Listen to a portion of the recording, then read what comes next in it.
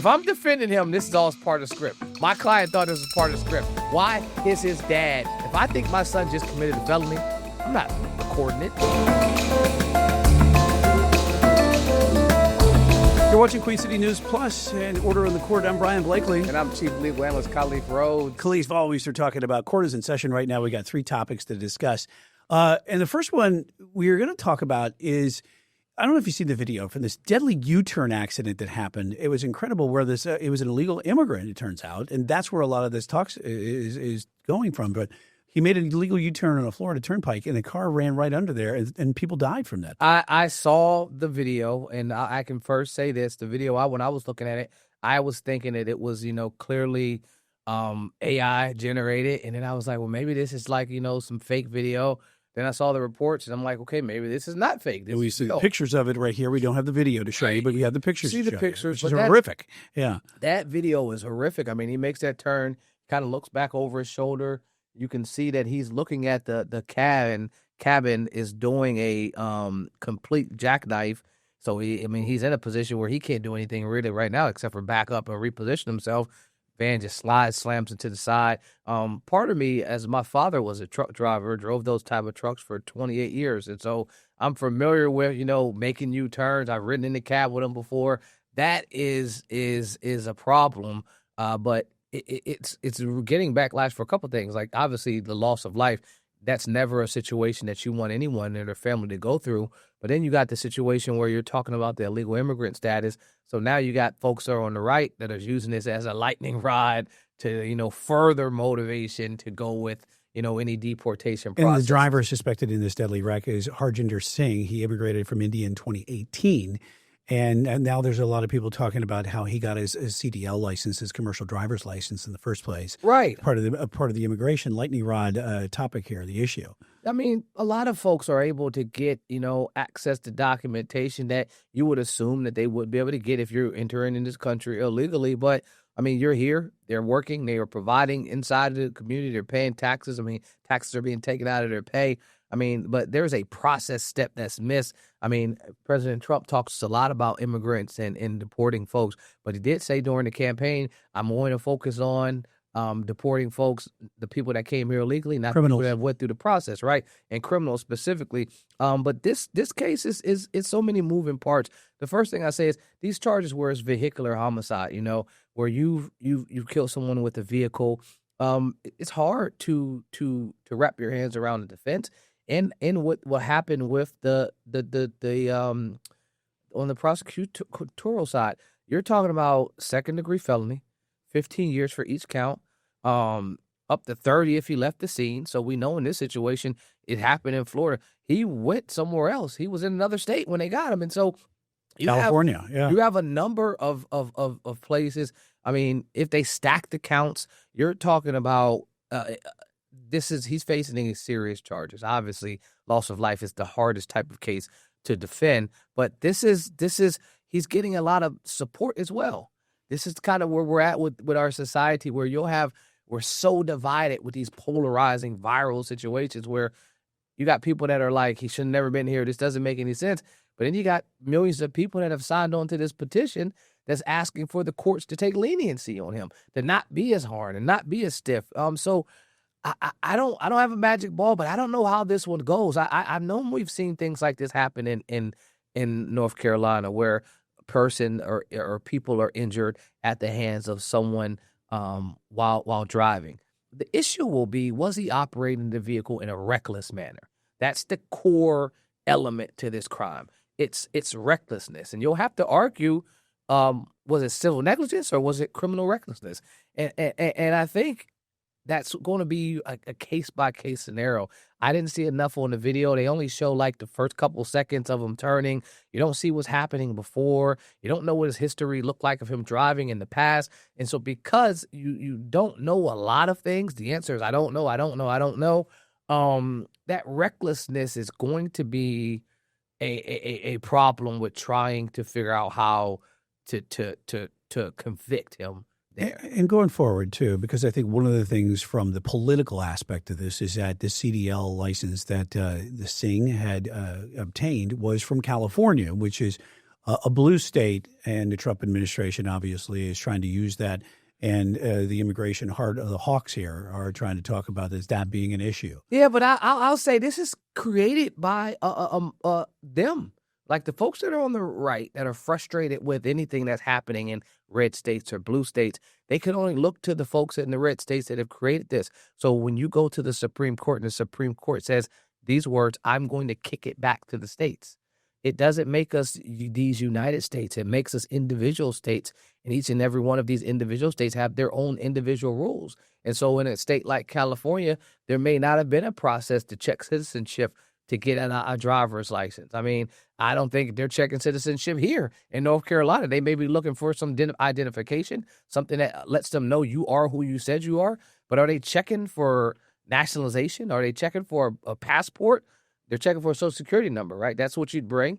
And so those are the types of things where every state is going to have a different requirement for what they are actually wanting you to bring when you go through these steps. That's, I think, when people are saying this is an issue in the blue states, I think this is an issue that the courts have created. And because the courts have created this, now we will have different types of services and different types of requirements in every state you go to.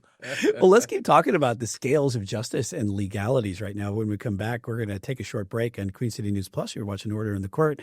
And Khalif, when we do come back, we're going to be talking about the saga of Kilmer Abrego Garcia. We're going to have much more on that when we see you on the other side. Welcome back to Queen City News Plus. We're talking with Chief Legal Analyst Khalif Rhodes here on Order in the Court on Queen City News Plus, and we're talking about another immigration case here today, as a lot of that is legal issues that are happening, whether it's the high courts, the district courts, the federal courts. Pinball saga continues for the Kilmer Abrego Garcia, who looks to be deported once again. This time, the U.S. government wants to send him to Uganda. Khalif, the government, they can legally do that, but not just yet right now. Well, the Supreme Court, as you said, has justified and authorized the United States government to send a person to a third-party country not of their origin. Case has been addressed a number of times. Specifically, the court says if you've had a valid opportunity to speak to their home country and they're not participating or working with the person and attempting to receive them, then the administration is within their right to send them to a party or a country, I should say, of the government, our government's choosing. And so that is justified and that is legal. But if you look at the timeline on this case, if you look at what happened, a couple things sticks out. Obviously, 2019, you go in front of an immigration judge. Immigration judge says, look, this guy is not deportable. Why do they have this immigration hearing? Why is the judge saying he's not deportable? Well, because back in his home country, and that's something also the Supreme Court said, not only if they failed to negotiate, I should say, and to communicate with America, but also if the person is fleeing persecution from their own country, then that they're not going to send them back there as well. So in this situation, you have he goes in front of the judge.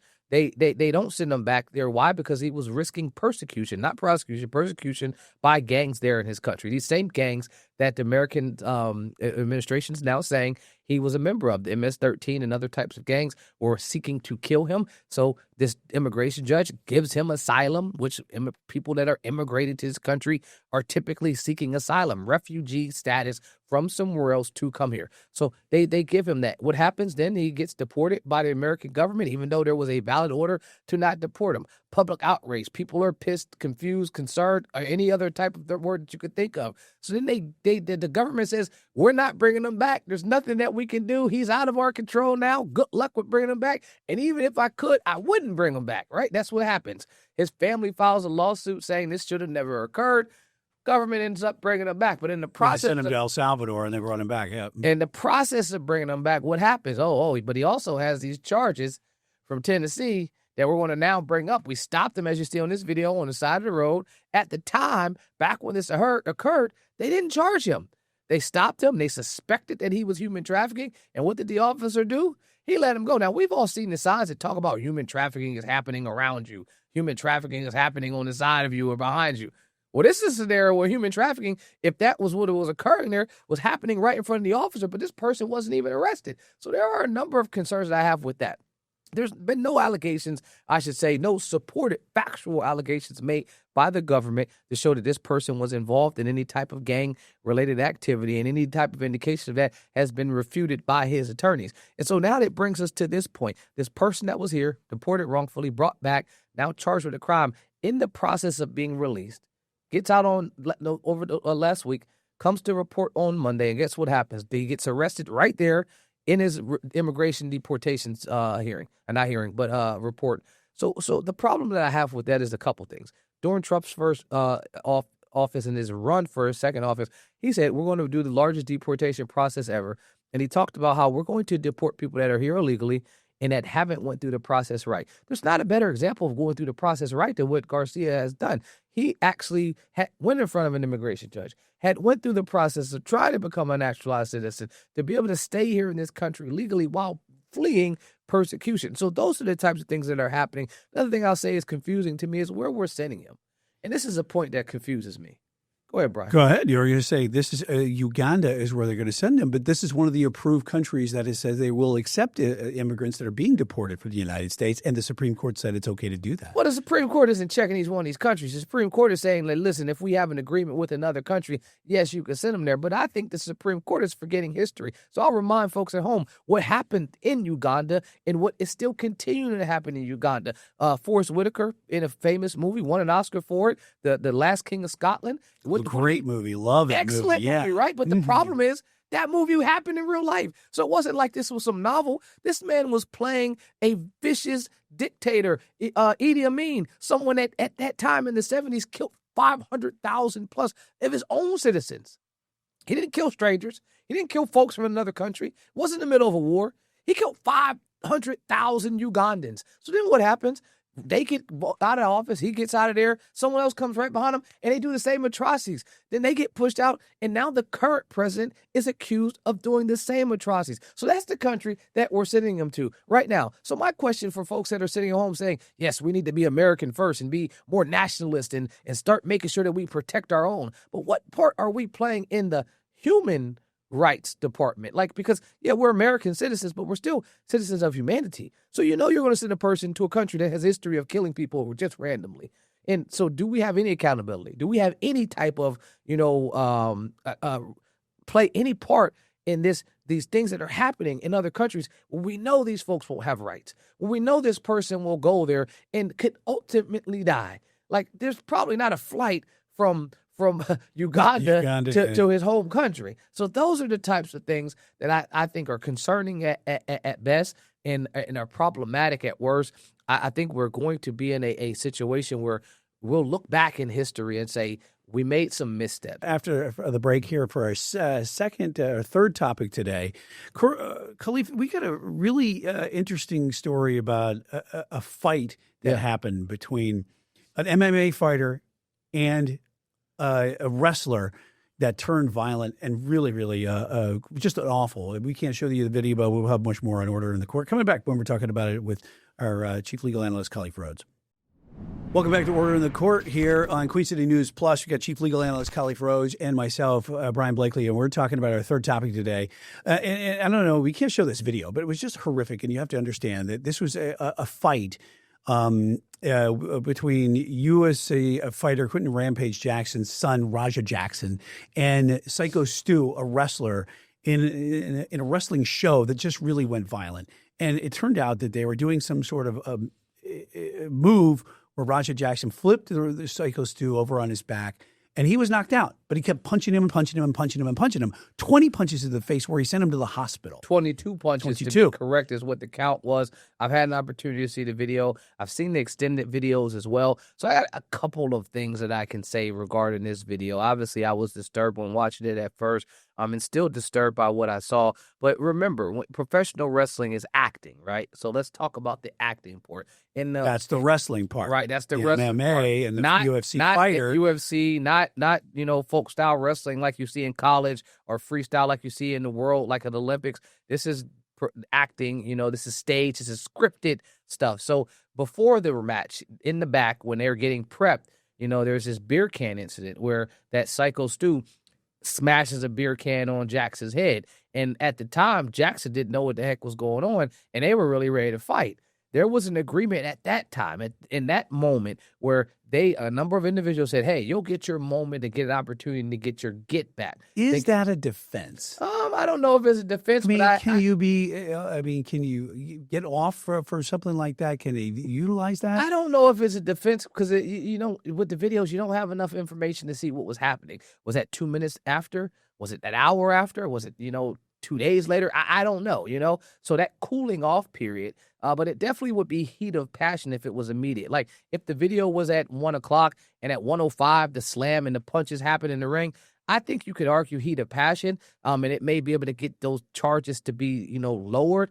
But I think that in California where this happened, this is criminal conduct in a sporting event. You can be charged with a number of things. I mean, if it goes outside the conduct of the event. So if you're committing assault, and you're intentionally trying to injure someone, and it goes beyond that limited The scope video of the sport, really tells. Yeah. it does. It does. I mean, it's definitely violent. You see it because it's not an acting show where you're talking about wrestling. He's on the ground.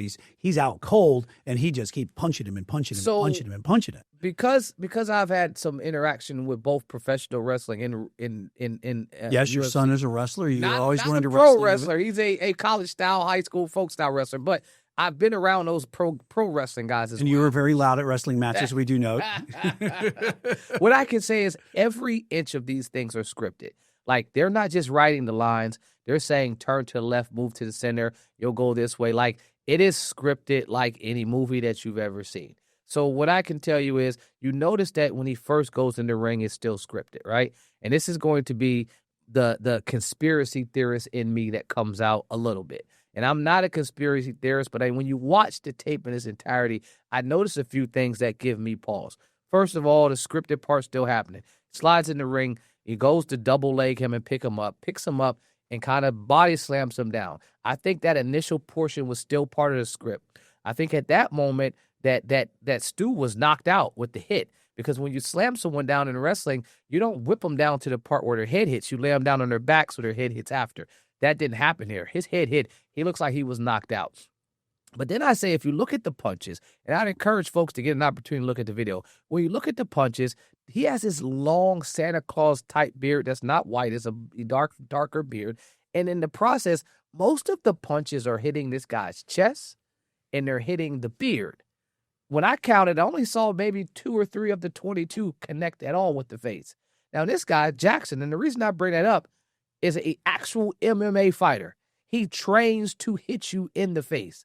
There's absolutely no way on earth an MMA fighter that trains to hit people can miss 18 times. And that's what it appeared, that he was just hitting air, literally pulling his hooks as opposed to putting his entire body. Sometimes when you watch these fights, they're punching and falling completely on the person. That didn't happen. Well, so I'll say that. That's the first portion. right. The last thing I'll say is once they actually got him off of him, the script kept going. Because at some point, another person comes in the ring and pins the guy.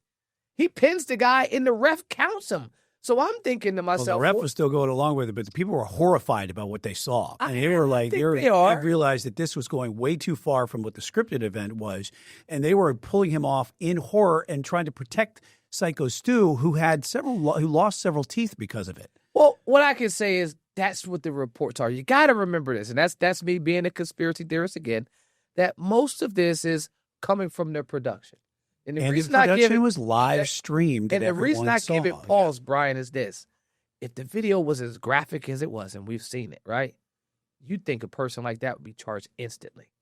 Like, there's no hesitation. We all saw the video. He's assaulted him 22 times. We don't need an investigation. I'm getting a warrant, assault outside the scope of sport conduct. We're grabbing felony charges and arresting him today. We didn't see that happen. And because we didn't see that happen, that's what got me thinking, hey, maybe this was fully scripted. And what would be the benefit of fully scripting this? I'm a promotion that promotes wrestling events. Everyone is talking about my event. And now it's on the ears and in the eyes of everyone in the world, not just wrestlers, but everyone's talking about this video.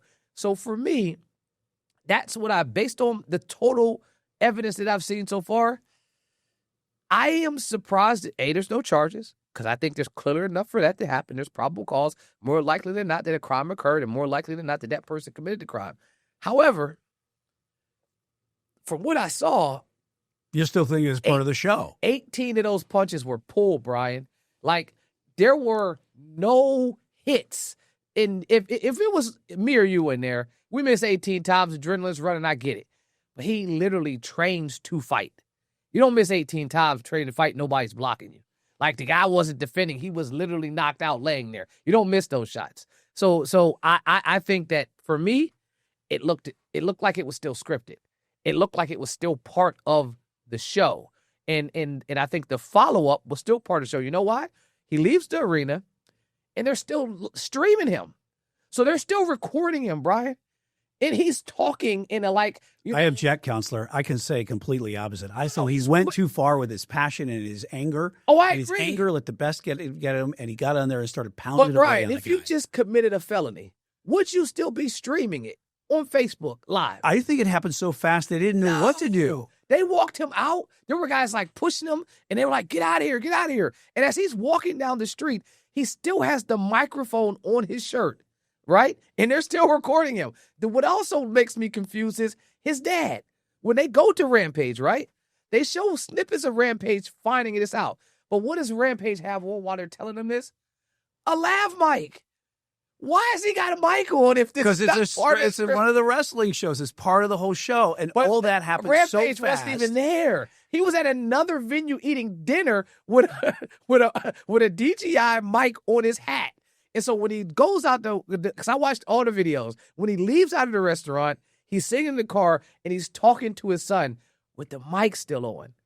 Now, So if we you're know that my saying son just all this is all part of the show. The whole thing. I think the even whole thing is part of the Psycho show. Stu, the wrestler, going to the hospital, losing teeth, having serious. I need to see the reports that the teeth are missing. If I'm defending him, this is all part of the script. My client thought this was part of the script. Why is his dad? If I think my son just committed a felony, I'm not recording it. We're not talking on the phone with the mic still rolling and camera still rolling on me. He's hanging up. You guys are getting out of my face, and we're going to make sure we can get a defense. Why would I be incriminating him? Like, his dad asked him, well, why'd you let the guy flatline? You shouldn't have done that, man. Like, all that was just wrestling talk. And I pray that I am right, because I really don't pray want this. you were right, too. I don't want this But guy. then will I ever watch another one of these? I don't want this know. guy to be truly injured, right? I don't want him to have truly lost teeth and have been choking on blood or any of those things that they're saying that happened. But if you look at, in law school teaches you to look at the totality of the circumstance, there's no scenario that a kid that I love, that I've raised, that I think just committed a crime, that I'm going to have people recording me video and audio while I talk to them about navigating the next steps of how we get off of this crime. That, to me, it just wouldn't make any logical sense. And in the heat of passion, I'm not walking down the street saying, people got to start respecting me. That's what he said. That sounded like a wrestling script. Like, make sure you're angry when you're walking down the street and let them know they can't disrespect you. Back to the beer can. Because Beer can on the head, but also you could say that he started it first. He touched him first. all I know is the only defense he has, because I think the cooling off period would be too much for the beer can, is he thought it was still part of the script. That if you watch my punches, I'm pulling them. That, yeah, I knocked him out. I may have hit him once overly too excited, and that's about it. Other than that, he doesn't have a defense. You have there you go. He doesn't have a defense. You have started a good debate, though, about what we actually saw on video. Well, Brian, let me help you with this. We can this. show you here. That's part of what we do as attorneys, right? We paint these pictures. And my job is to sow doubt. The standard for conviction is what? Reasonable doubt. So for me to be able to defend you, I just got to stir doubt in one.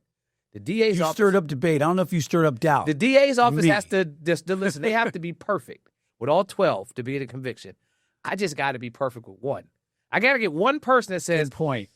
He might be right. It might be is enough doubt. That's what we need. So that is, now, if you wanted the jurors, Brian, you may still been guilty. But there's 11 other folks that were listening and saying, I didn't see it that way. There may be a little bit of a doubt. Is one. And all I need is one, because guess what one gets me? A hung jury. All right. Well, we'll see, because there haven't been charges filed. As you were talking. 0 charges. That doesn't happen with that assault. Let us know what you think out there about what you saw on that fight between Raja Jackson and Psycho Stu. You've been watching Order in the Court here with Chief Legal Analyst Kelly Rhodes, myself, Brian Blakely. Thanks for watching. You're watching Queen City News Plus.